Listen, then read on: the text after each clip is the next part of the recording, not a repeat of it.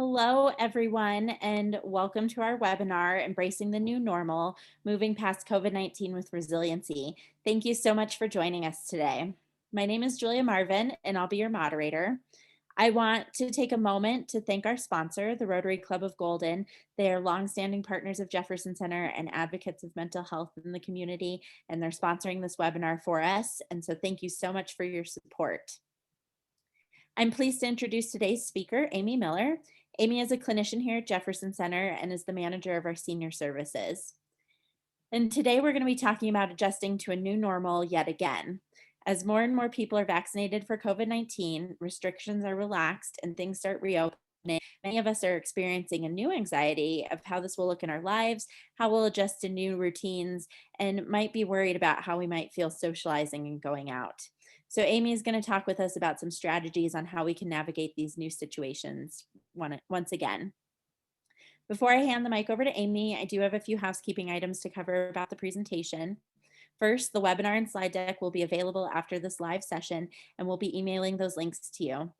I would also encourage you to visit our website at jcmh.org, where we have more resources, along with blog posts related to this topic and information about other upcoming webinars we're hosting. Please keep your microphones muted and turn off your video during the presentation. And you'll also want to change your Zoom view to speaker mode for the best viewing experience. Next, we'd like to hear from you during today's presentation. So if you have a question for our speaker, please feel free to send it through the chat at the bottom of your player. We'll be answering questions at the end of the session, and if we don't get to your question during today's webinar, we'll be sure to follow up afterwards. And last, we'd like to encourage you to follow us on our social networks and share the recording of this webinar and other information about Jefferson Center. And so without any further ado, Amy, over to you. All right, thanks so much, Julia.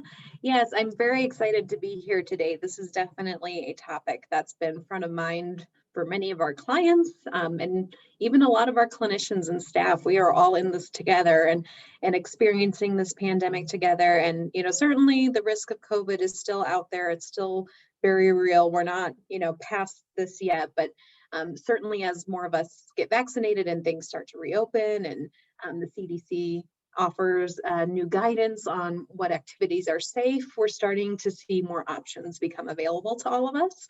And so for some, that's very exciting, and for some, it could be causing a lot of anxiety. So we're going to talk about ways to manage that and sort of move into this next phase of this experience that we've all been in together. So we're going to talk a little bit today about the anxiety around reopening, why that might be happening, how to set boundaries with others around, what you are and are not comfortable doing as things start to open back up. We're going to go through some strategies for managing that anxiety within yourself, managing the physical symptoms, experiences. There's some really great strategies available to help you, get that to a level where it's manageable. We're also going to talk about how we can use, what we've learned in the past year to build the resiliency for this new change that we're facing again going forward.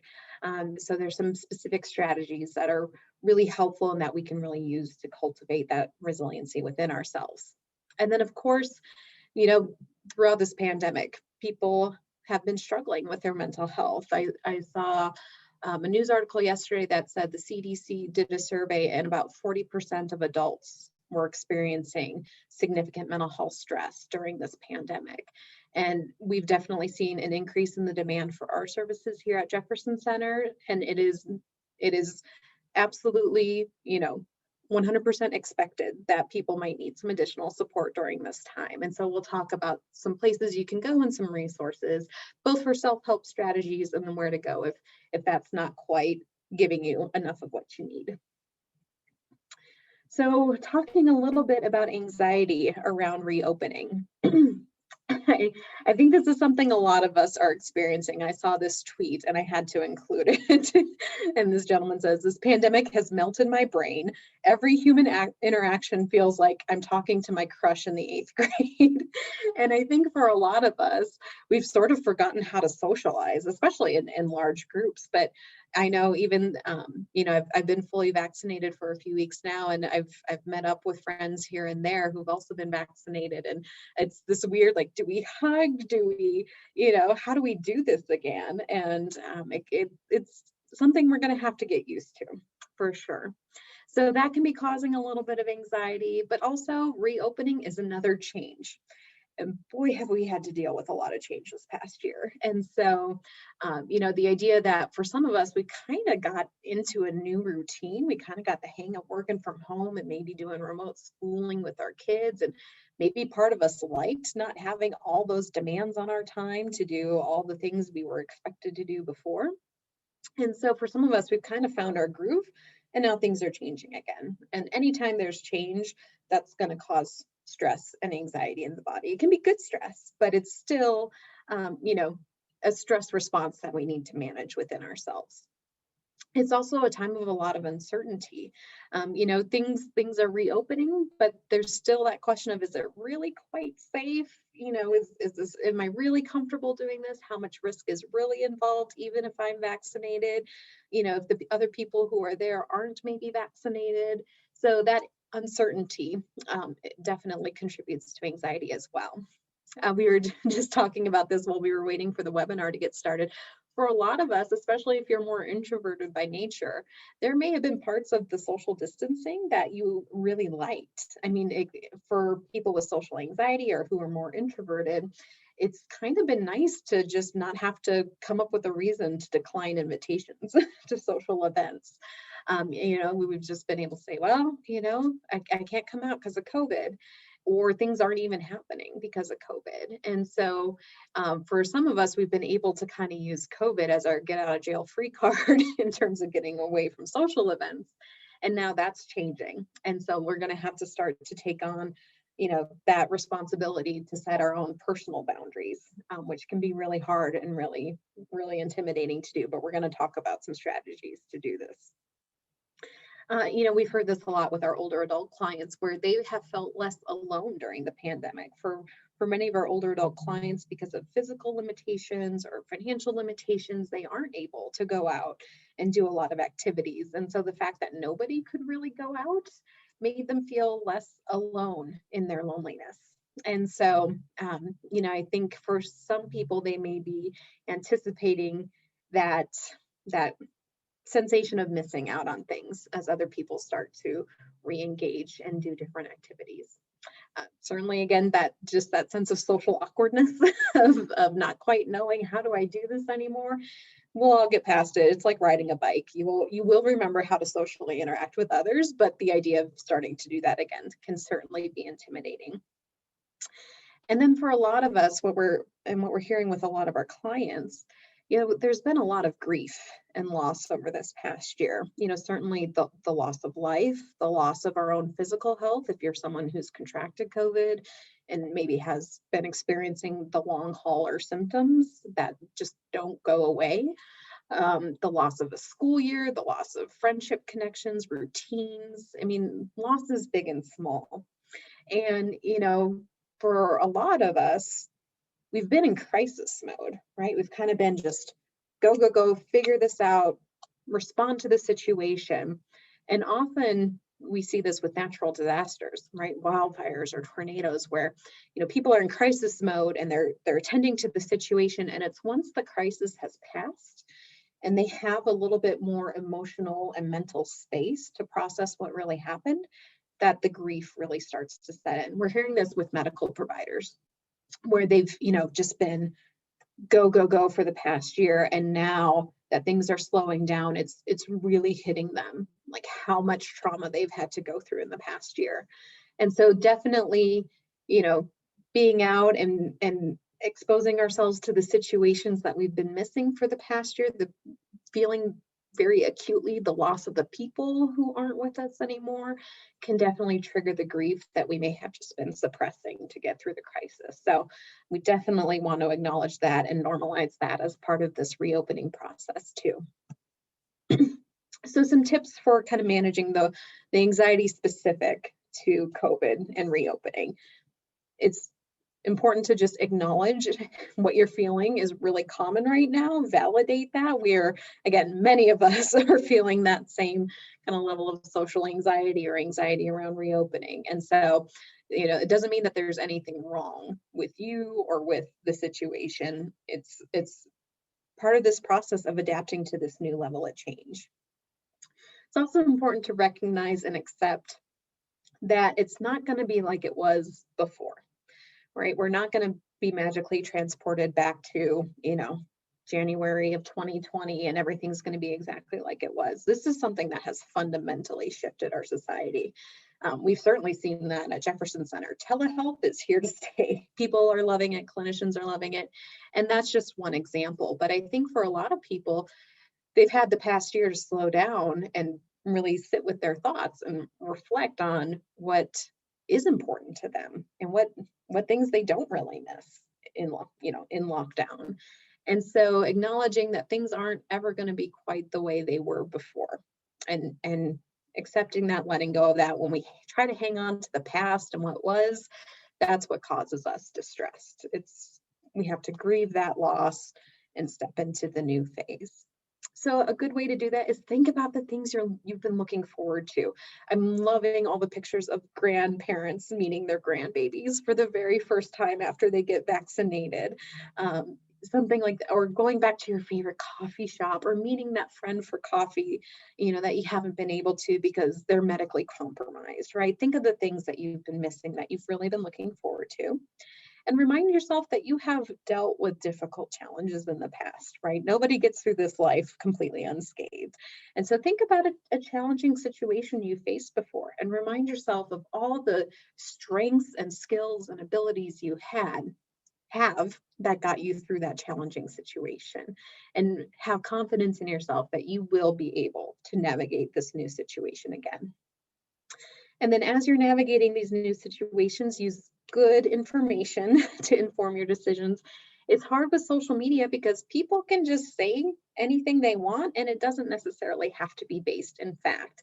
And so it makes it more anxiety inducing because we don't really know what's real, what's not. People are saying this vaccine isn't effective on this, but over here they're saying it is. So really limit your sources to trusted sources of information. So that might be your local public health department, the CDC, for more individual tailored information about your specific health situation and risk factors. That might be your primary care physician, but really focus on using information from trusted sources as you're navigating these different decisions. And then also think about what you did learn about yourself and what you have liked about the past year. Of course, I don't want to minimize all the grief and all the loss, but for many of us, there have been pieces of this new situation that we've ended up really liking. And so, think about, I really didn't miss taking my kids to 10 different sports and music practices every day. Maybe we can narrow that down to just 2 or 3 of their favorites. Or I didn't miss all these committees. I do miss this one, but not these over here. So maybe this helps guide me on how to prioritize my time. Think about those types of things. But we also want to be mindful of not enabling our less helpful coping strategies. So, for example, someone with social anxiety, COVID has kind of given them this, like we said, this get out of jail free card. But we know that socialization and social support is so important for our overall well-being. And so we don't want to stay too long in that phase of just turning every single invitation down and continuing to use COVID as an excuse. We want to think about, okay, how can I get back to a healthy place where I'm respecting my boundaries, respecting my needs, but not going into that place of avoidance. Similarly with substance use, we know substance use has gone up over the pandemic as well. And so it's important to be mindful of how we're using those strategies. And again, starting to introduce the things that strengthen our wellness, that strengthen our resiliency so that we don't have to rely as much on those less healthy coping strategies. And then think about how you can set boundaries to keep the things that benefited you and say no to the things that you're ready to let go of. And we'll talk about some specific language on how to do that. So some other tips: give yourself grace, give other people grace and time to adjust. We're all navigating this, navigating our different comfort levels and, beliefs about the vaccine or readiness or access to the vaccine. So as much as you can, forgive yourself for any awkwardness, forgive others for any awkwardness, and just understand that we're all doing the best we can. Find ways to express the grief that, again, you may have had to suppress just to kind of get through the initial crisis. So it may be, writing. Creative pursuits are wonderful for expressing strong emotions. Typically in our culture, or in American society, we aren't super comfortable with strong emotions, and so the creative ways to express them can be really healthy. So writing a poem, singing a song, singing a sad song and letting your sadness come through that music. Journaling, writing down your thoughts can be so helpful. Prayer, meditation, if those are practices that you enjoy. It could be as simple as just lighting a candle and having a moment of silence. But it's important to let that grief come out, to express that grief, because when we suppress it, it just tends to spill over. And it's like our cup is almost full, and any little thing that knocks against our cup, a bad day, traffic jam or a fender bender, anything that kind of tips our cup, we end up kind of spilling over if we have all that pent up emotion. So it's important to process that emotion and let it out and find ways to express it. Again, we want to try to not fall into avoidance. And a great way to do that is to use visualization. My son is 5 years old. He loves to watch Daniel Tiger, which is based on Mr. Rogers' Neighborhood. And in this show, the mom sings a song about, when we do something new, let's talk about what we'll do. And the brain doesn't really know the difference between imagination and reality. Our bodies experience the emotion the same way. It's why, when there's an intense movie we're watching, we feel the emotion of the characters, even though we know it's not really happening. And so you can actually walk yourself through the experience to prepare yourself ahead of time. So maybe you're meeting a friend for coffee. You can close your eyes and visualize yourself driving up to the coffee shop, parking the car, putting your mask on, going inside, ordering a cup of coffee, finding your friend, sitting down, having a conversation, laughing, catching up, saying, oh, this was wonderful, I want to do this again, getting up, going back out to your car and driving home. And if you can rehearse it mentally that way, it lowers the anxiety when you actually go ahead and do that event, that experience, because your brain kind of already knows what to expect, and that uncertainty piece is out of the equation. This is why athletes will visualize their performance before they go into a big game. It takes away some of that anxiety. So that's a great tool to use as well. Definitely go slow in introducing new activities. It's not like 2 weeks after your second dose, you want to go back to doing something every single night. You will probably get burned out.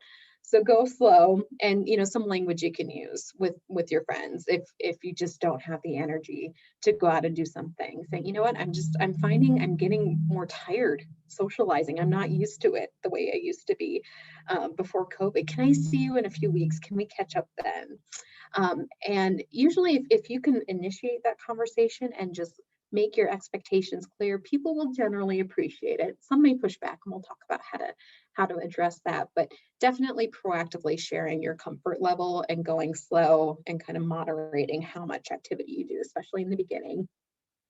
And then be mindful of any potentially harmful coping strategies. So again, if you're someone who's had social anxiety and the idea of going out and socializing for the first time in a while is making you stressed, the temptation might be to have a few drinks at dinner.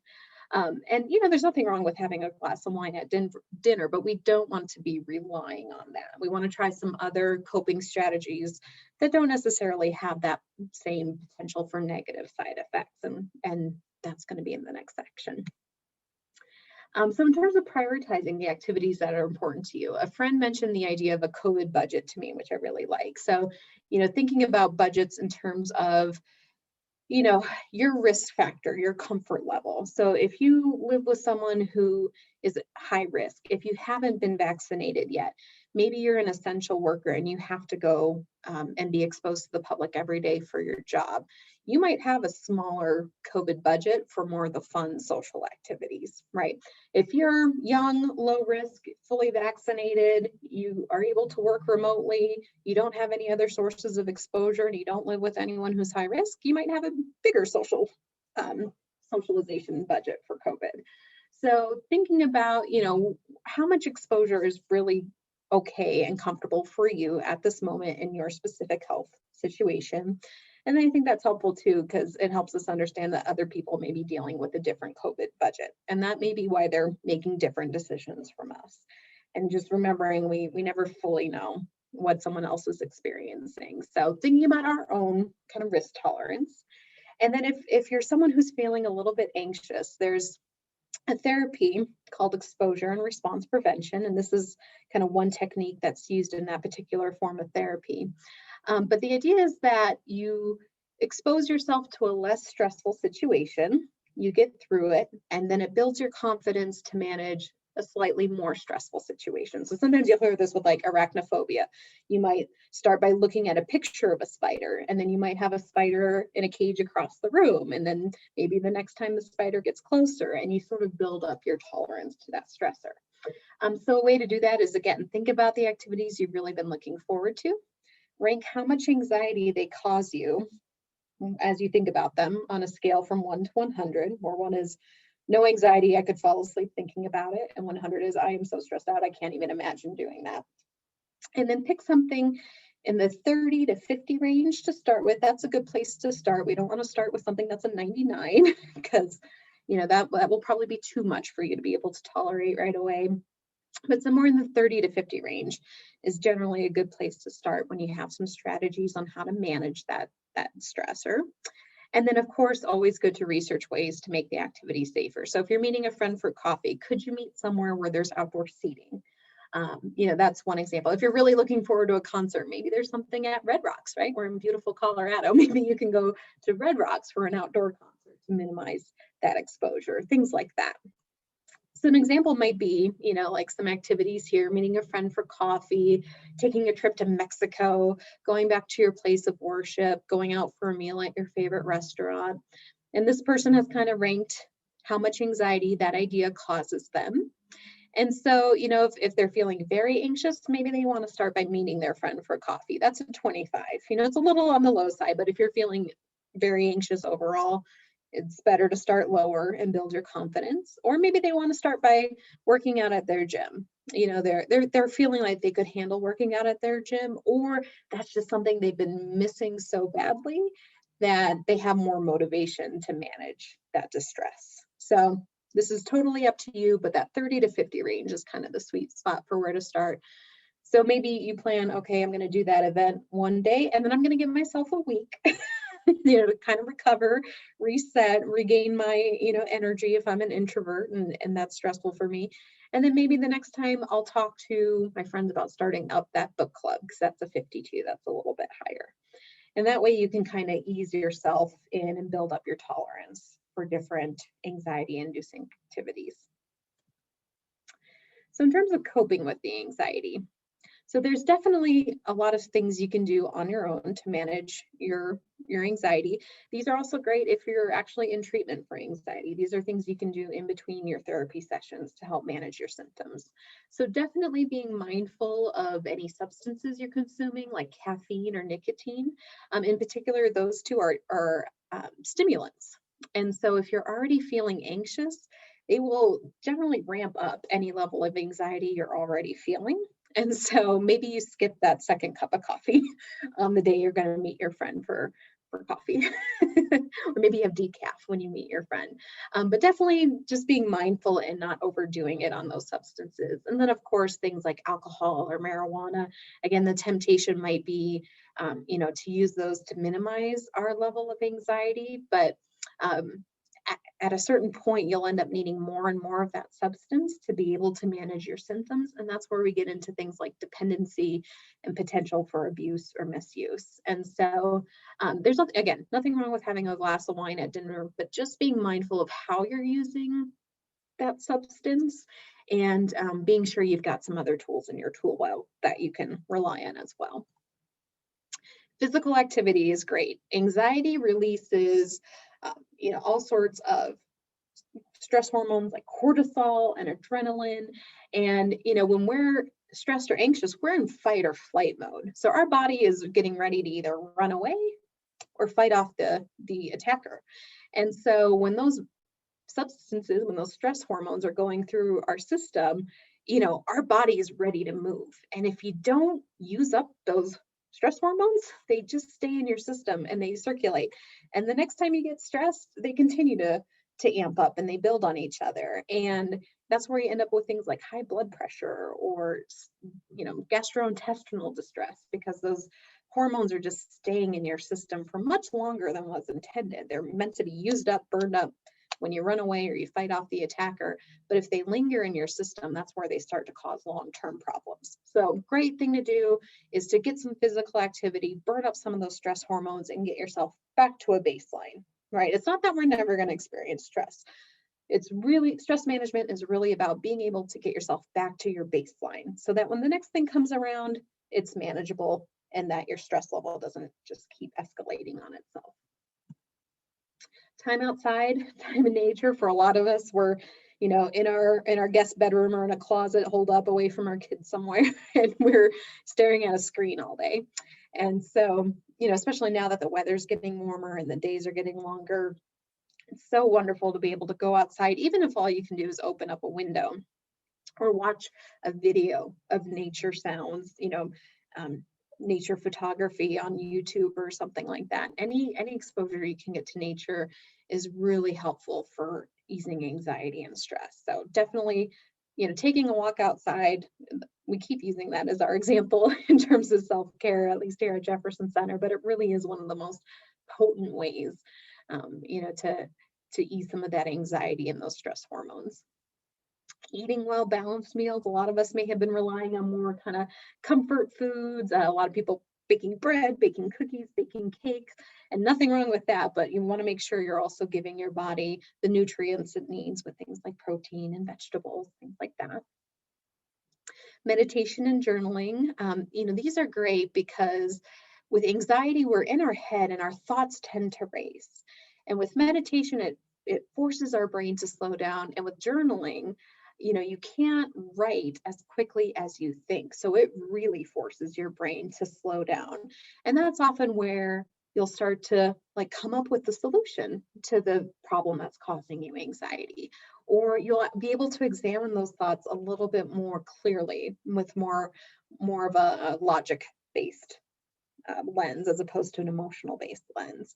So journaling is fantastic for anxiety as well. Just being able to get it all on paper and see it physically can be really helpful in processing some of those stress-inducing thoughts. Getting good sleep, practicing good sleep hygiene. So I know, at the beginning of the pandemic or during the election, a lot of us were scrolling through our phones and laying in bed and having our phones, 5 inches from our face, and all that blue light is just going into our eyes and our brain, telling our brain we should be awake right now. Blue light's really bad for sleep hygiene because during daytime, the sky is blue. So when our eyes see blue light, we think we should be awake because the sky is blue during the day.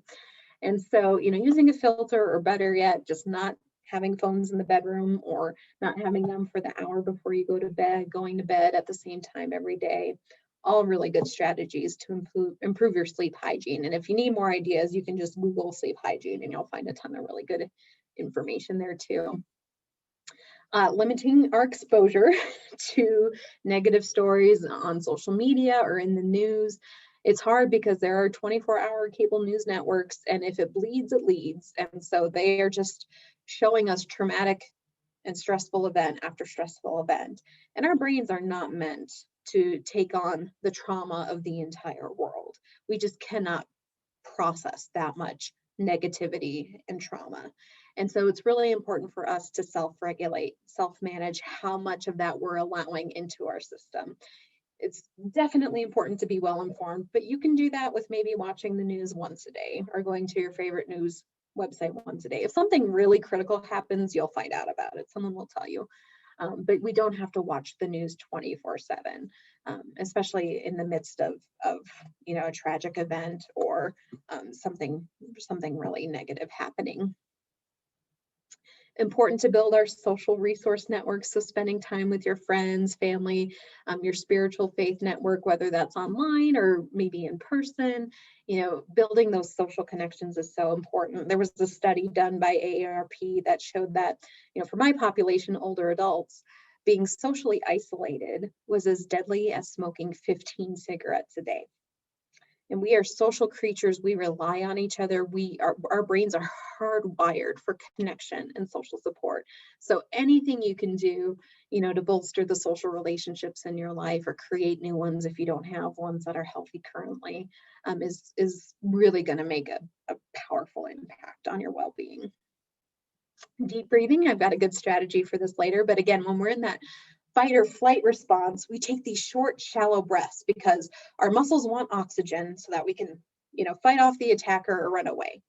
And so we have to override that signal, because when we're not fighting off the attacker and we're just having a stressful conversation with our spouse or a family member or our boss or something like that, we can't physically move, but we can use our breath to override that fight or flight response and to signal to our brain, actually, you know what, you're okay. And long story short, the trick is make your exhale longer than your inhale. Because with fight or flight, we're taking in short, shallow breaths, not really exhaling. And so taking the long exhale is what signals to your brain, you can let go of some of this stress. So there's a strategy I like that we'll talk about a little bit later. But then yoga is also great. It really is this great combination of breath work, meditation, physical movement. It doesn't have to be religious. I mean, there's lots of secular resources for yoga. A great one on YouTube is Yoga with Adriene, Adrienne. It's on YouTube. It's free. She doesn't run advertisements in the middle of her videos. Very accessible. She created one for essential workers during the pandemic. Her dog's in there. He's really cute. That's a great resource if you're wanting to get started, but not wanting to pay a lot of money for a membership or a DVD or something like that too. So with physical movement, again, if we're physically stronger, we're better able to cope with stress. And it burns up those stress hormones, releases our endorphins that give us that positive sense of well-being, reduces fatigue, helps us sleep better, improves our alertness and our concentration so that we can manage those stressful situations better. People who exercise have lower rates of anxiety and depression. And so a good goal to work toward is 30 minutes, 3 to 5 days a week, but anything you can do to build up to that is great. If all you can manage right now is a 5-minute walk once a day, that's fantastic. Every little bit helps and you can always build up. But when you're starting something new, it's better to start small, reinforce that initial goal, and then build on it rather than setting your sights too high, falling short and feeling like a failure. So kind of just create that action as part of your daily routine, and then you can always build on it from there. Some more sleep hygiene recommendations. Again, if you can get 7 to 9 hours, limiting caffeine is really important. I cannot have caffeine after noon, or I do not sleep at night. If you're really sensitive, you may not be able to have any at all. So it's sort of, an individual tolerance in terms of how much caffeine you can have without it affecting your sleep. Avoiding those screens, using that blue light filter if you have to be on a screen late at night. Going to bed and waking up at the same time every day. It's been hard for a lot of us, especially if we're working remotely and we don't have the commute, and maybe we can sleep in a little bit more some days. That inconsistency, and especially when we wake up and especially when we go to bed, can make it hard. So trying to maintain that same bedtime routine is really helpful. Cool, dark, quiet room. Getting that physical activity in, because if you lay down to bed and you still have all that adrenaline and cortisol coursing through your body's not going to feel safe to be vulnerable enough to go to sleep. So you really have to burn through some of those stress hormones a lot of times to help your body be able to physically relax and drift off into good sleep. It's also helpful to avoid large meals. before bedtime. So avoid eating 2 to 3 hours before bedtime, and avoiding having dinner be your largest meal of the day, because digestion is very energy intensive. And if your body's using a lot of energy to digest the big dinner you just had, it's not going to want you to go to sleep because it needs to maintain that energy level. All right, so a deep breathing exercise. I like this one called square breathing. And so the idea is, again, we're overriding that flight or fight response. And I love breathing because you have to do it anyway. And this is something you can do anywhere. You can be a little bit more loud. You can breathe more loudly if you're by yourself. But even again, if you're in a meeting with your boss, you can use the strategy to help keep yourself regulated. So for square breathing, you're going to breathe in for 4 counts through your nose. You're going to hold it for 4 counts. That builds a little bit of tension. And that way, when you exhale for 8 counts, you get that nice release. And so if you can't exhale for the full 8 counts, just do as long as you can. But the idea is to build up to it and to make your exhale longer than the inhale, because that is what takes you out of fight or flight and puts you into rest and digest and gets your frontal lobes and the parts of your brain that are, made for complex thinking and judgment and emotional regulation. It brings those parts of your brain back on board. So breathing in for 4. So in, 2, 3, 4, hold, 2, 3, 4, out. 5, 6, 7, 8. Breathe in, 2, 3, 4. Hold, 2, 3, 4, and out.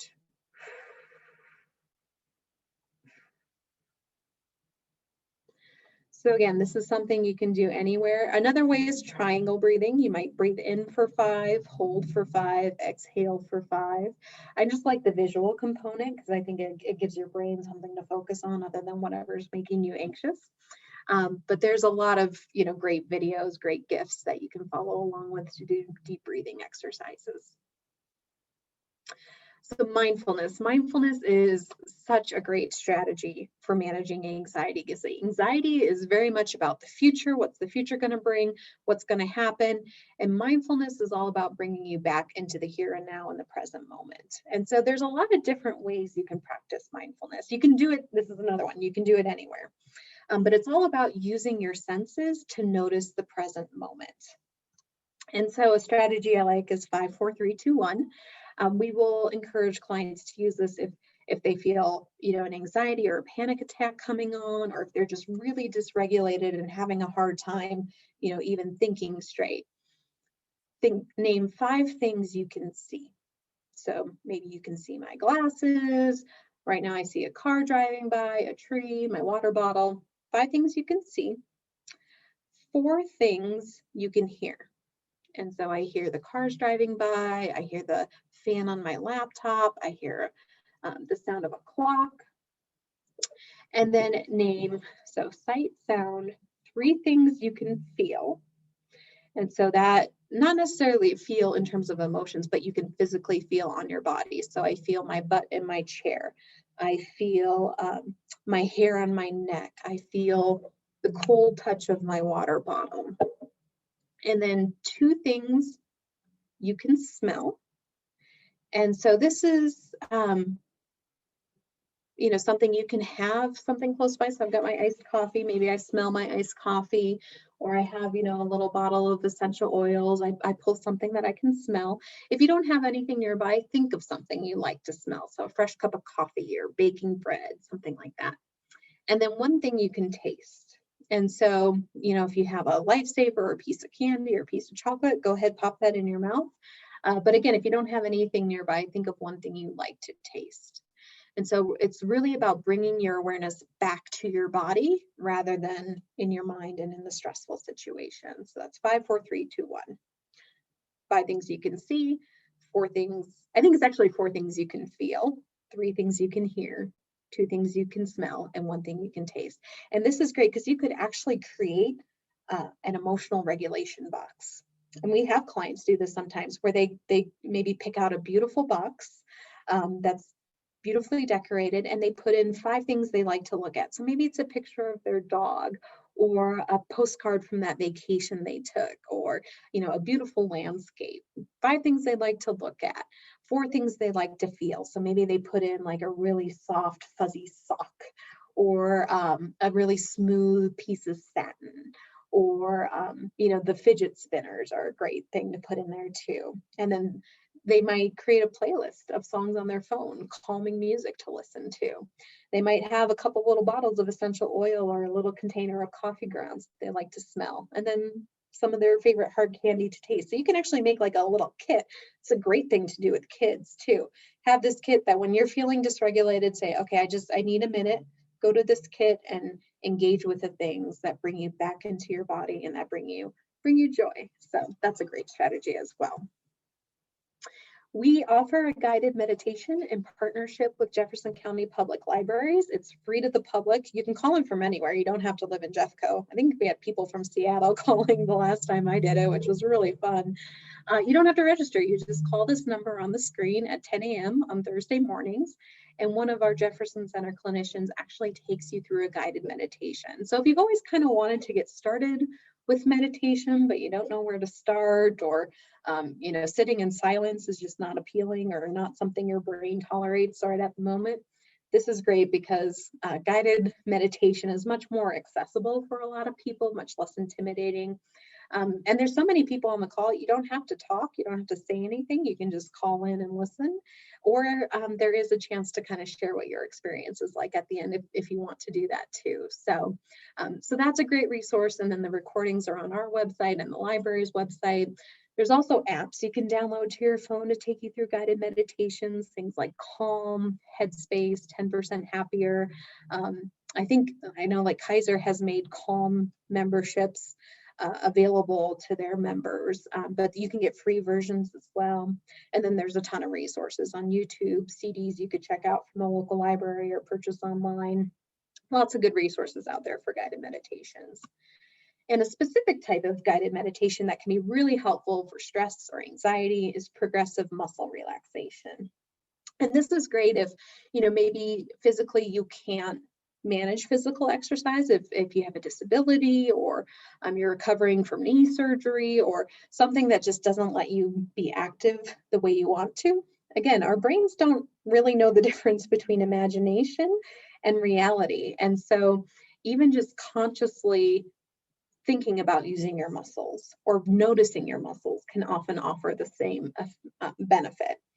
And so with a body scan, you're really just, noticing the sensation. So a body scan is a type of meditation where you just kind of check in. How does the top of my head feel? Notice any tension in your neck and your shoulders, any discomfort in your stomach, are you clenching your butt cheeks together? That's a thing people do when they're stressed out a lot. So you're just noticing in a body scan, but in progressive muscle relaxation, you're actually tensing those muscles and then releasing them in order to get that relaxation. And so this is great if you're having trouble falling asleep. You can start at the top of your head, or you can start at the tip of your toes and just clench your toes, curl them up real tight and release. Clench your feet and release. Clench your calves. For about 8 to 10 seconds. We don't have time to do a full body relaxation here. But you can also find guided meditations or versions online to guide you through a progressive muscle relaxation. But it's as simple as just starting from your toes and working your way up your body and progressively tensing and releasing those muscles to get to that state of relaxation. And again, because you're tensing those muscles, you're using up some of that adrenaline and cortisol, which is really great. Okay, so yeah, other forms, massage. Massage can be a great way to relieve some of that tension and anxiety. It's also a way to kind of tune in and get present with your body again. We talked about yoga, lots of good resources there. And gratitude is a form of mindfulness. And, this has been really powerful, especially during the pandemic. I mean, there's been so much to be stressed and worried and, angry and upset about. And so thinking about something you're grateful for. And so maybe while you're waiting for, the coffee to brew in the morning, or you're brushing your teeth at night, or, maybe it's anytime you hit a red light in your car, think of something you're grateful for. because whatever we focus on gets bigger. And so if we focus on the things that are positive, we're going to have more positive emotions. If we just ruminate and focus on all the things that are bad and terrible, guess what's going to happen to our mood? We're going to feel down, depressed, angry, hopeless. So thinking about the things you're grateful for. So take a moment right now and just think of 2 or 3 things you're grateful for.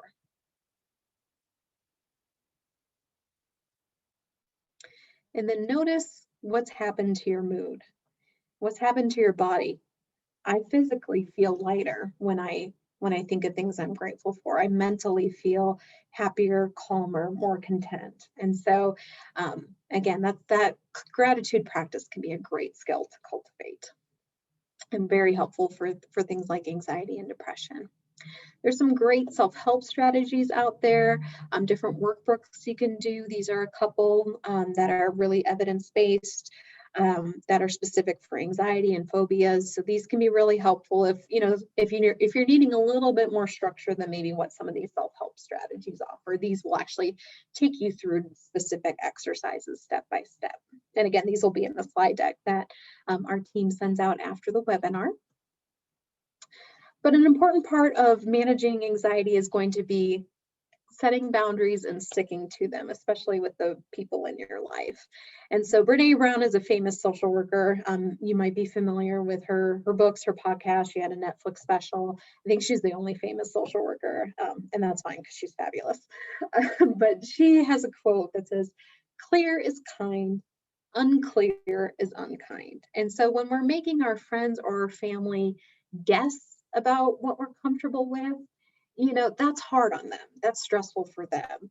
And so if we can clearly state, this is what I'm comfortable doing right now, it's really a kindness to them that you've made your expectations clear. And so this can be applied in so many settings, your intimate relationships, your work relationships. But in our presentation today, we're going to focus on, our comfort level with doing different activities as things reopen. And so it's important to think ahead of time, right? Setting boundaries is a situation where you want to put some preparation and some work into it ahead of time. So think about, okay, what am I really comfortable doing? Use those mindfulness strategies. Okay, as I think about doing this activity, I notice my body clenching up. I notice my breath getting more shallow. I'm feeling some anxiety around this activity. This may not be my priority right now. But think about what you are comfortable doing. Practice what you're going to say ahead of time. Write it out. Practice on a friend. Practice on your therapist. This is a great time to get in touch with a therapist. We are fabulous for doing role plays with people in your life that may like to challenge your boundaries. But somehow practice what you're going to say. Be proactive about having the discussion. If you're waiting until someone asks you to do something, then you're in a place of having to react. And if you can rather proactively set the expectation ahead of time, it puts less stress on you and less stress on that family member that then you're having to say no to. So just saying, hey guys, I know things are opening up and people are talking about, what we're wanting to do. And I just want to let you know that my comfort level is this. And that way you've set the expectation. And so if they do come later with an invitation, you've already kind of set the groundwork, and then you just have to reinforce it rather than trying to set that expectation and that boundary from the ground up. So self-regulate during the conversation. It can be really hard and stressful and anxiety inducing to set boundaries with our family members. So again, pay attention to your breathing. Make sure you exhale during conversations. If you can go for a walk while you're on the phone with the person, that can be helpful. Any sort of bilateral movement is great for anxiety and self-regulation. So bilateral meaning left, right, left, right. So again, if you can go for a walk while you're having this conversation, that's great. If you're on Zoom, maybe you just kind of tap your legs. Left hand, right hand, and kind of tap your legs while you're having the conversation. If you're in person, a trick you can use is to curl your toes inside your shoes. So you just curl your toes, left, right, left, right. And it's a great way to, again, keep you out of fight or flight, keep you regulated so that you can tap into the full powers of your frontal lobes and use your good judgment and negotiation and executive functioning skills. Plan responses for any negative reactions you might get. If you know you're going to get a little bit of pushback, again, plan that response. We've got some specific language on the next slide, but hold firm. You are worth it. Your health, your safety, your comfort is worth it. You do not have to sacrifice yourself and your well-being for the comfort of others. So hold firm in your boundaries. You deserve that. You deserve that self-respect. Honor yourself, honor your needs, honor your well-being. And then give yourself some kudos. This is hard to set boundaries with family members or friends a lot of times. And so when you've done it, they may leave the conversation not as happy. And so you've got to reinforce that you did the right thing with yourself and congratulate yourself. Verbally say out loud, good job, Amy. You did a good job negotiating that conversation. You did a good job holding your boundaries. Good for you for honoring yourself.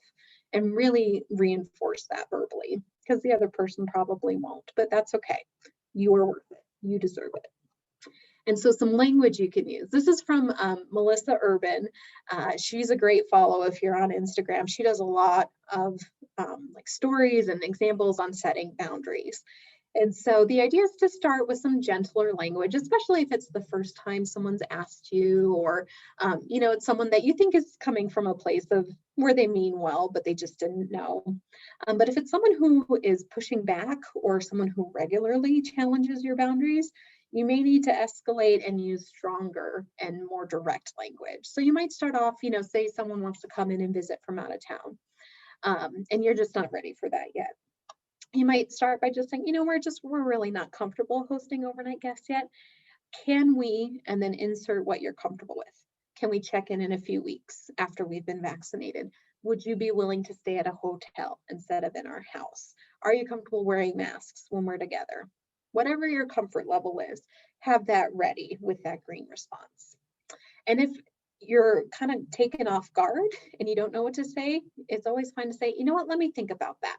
Can I get back to you in a day or two? And buy yourself some time to kind of go through that preparation process. If they say, oh no, we really want to stay with you. It's so much easier with the kids. And, can't we just stay with you? You might want to be more direct. We're really concerned about the numbers in our area. We just don't feel it's safe yet. And then leave it there. Stop talking. We often talk ourselves out of the boundaries we're trying to set by offering more and more explanation. You got to just lay the boundary and then let it sit and let it be. And if they continue to push back, this is not an option for me. I will let you know when I'm comfortable having visitors. And then you may even have to say, I think we need to end this conversation right now. We can't seem to agree. Why don't we take some space and talk about this later? But again, it's really important for you to honor yourself and your boundaries, especially as people have different opinions and ideas about what's safe and what's not safe. You have to do what you're comfortable with. So there's some language there that you can use. And again, you might start more gentle, or if it's someone like your boss, you might want to stay in the green area, the gentle area all the way along. But don't be afraid to get more direct if you need to, because you are worth it. And so then in terms of resiliency through the pandemic, there's certain practices that are really associated with developing resiliency. And with that, we're really just talking about bouncing back from a time of stress or trauma. And I see we just have a few minutes left, so I'll go through this a little bit more quickly, and then you'll have a slide deck to refer back to. But these are the, again, Brene Brown, these are her research findings on what makes people resilient. And they tend to be resourceful and use the resources and ask for help when they need it. They have the belief that what they do matters and that they are able to do something that will help them cope. They have social support available and they're connected to others. So again, that's why that social support is so important. And so for people who are more resilient, they tend to have either spirituality or belief system. And this isn't necessarily religious, but it's about what gives your life meaning. What do you think your purpose is on this world? And you have a perspective that there's a bigger picture out there. And so just thinking through, like, what is this pandemic teaching us? Where do I see my role as being? Maybe it's just that I'm setting a good example by wearing my mask in the store. Or maybe it's that I'm stepping up to help out my neighbors. And that's the meaning my life has right now. But it's something beyond the why me. It's like, why me? This is why. This is my meaning. This is my purpose. Also, cultivating hope is a practice that resilient people do. So we often think of hope as a feeling, but it's actually a thought process. So we can create hope by controlling our thoughts, by choosing to think differently. And so setting realistic goals, being flexible in how we meet those goals, and having that belief that we are capable and we can make a difference will help develop that resiliency as well. This is a really important one right now, practicing critical awareness. So there's so many messages we get from media, from friends, from family, from social media about what we should be doing. And it tends to lead to that feeling that we're never good enough, that we should always be doing something else, something more, something different. And so just being aware of those thoughts and challenging them, is what I'm saying real? Or is it something that's been cultivated or crafted or edited to sell a certain message? Do these images that I'm seeing, of people, going out and partying at the pandemic, or, exercising every single day, regardless of how many other stressors they have going on in their life, is that really an emotionally, physically healthy way of living? Maybe yes, maybe no, but it's important to ask the question. And then this is a key one, especially when you're looking at like advertisements or, influencers on social media. Who benefits by me seeing these images and feeling bad about myself, right? Is there something that someone's trying to sell here? Because if I can make you feel bad about yourself and then say, oh, look, I have the solution to your problems, I make money, you feel terrible. And so being very critical about what we're seeing, and understanding that the person who's crafted that message may not have purely altruistic motives, is how I'll put it. And then being mindful of how we process our emotions, not relying too much on those numbing strategies of eating too much, binge watching TV, avoidance, shopping too much.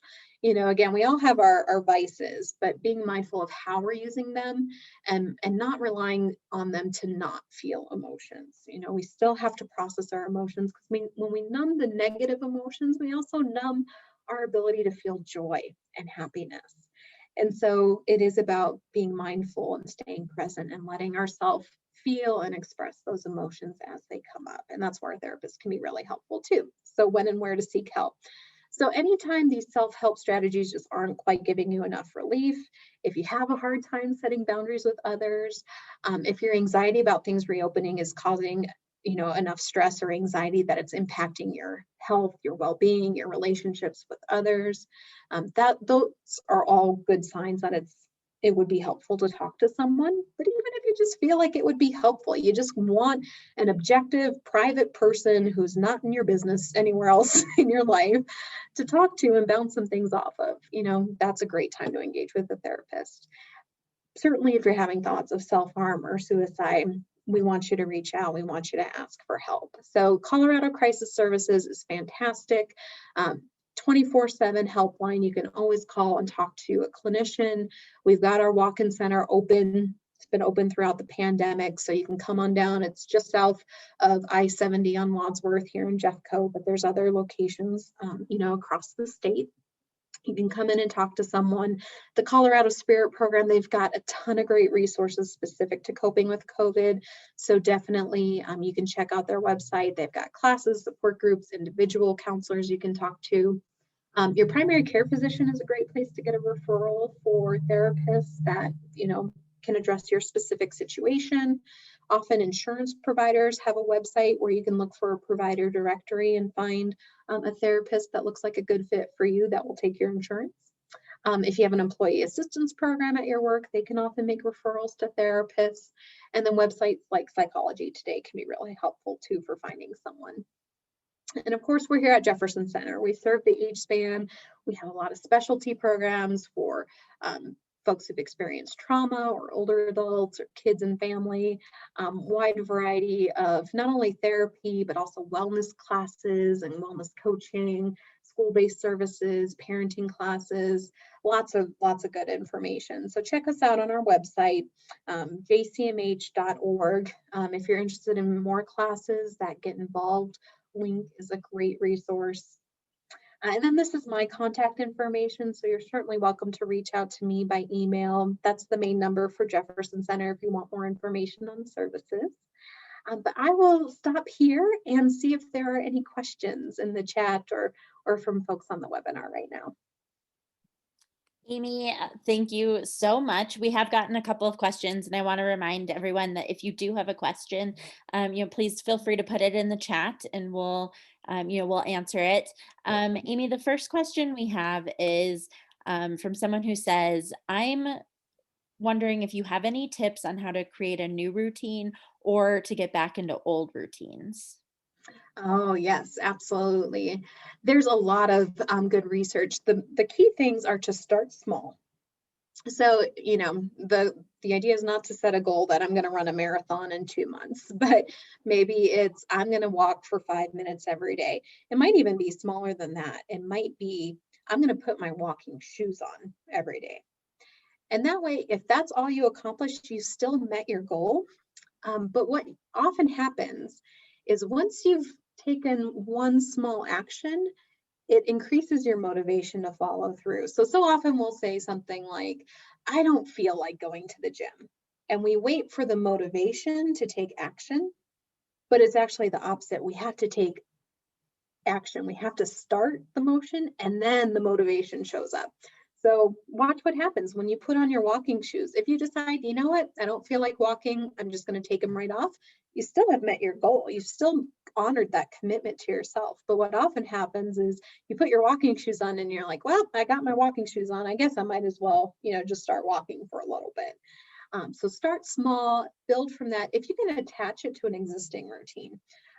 So for example, I wanted to keep my kitchen cleaner. And so my routine is I make coffee every morning. You probably picked up that I like coffee. So my routine was that while I was waiting for my coffee to brew, I would do dishes in my kitchen. And so I've paired the new activity with an existing habit. And that's a great way to reinforce that new goal as well. And I believe we have a webinar where we talked about setting goals too, or I have one, so you can email me and we can talk more too.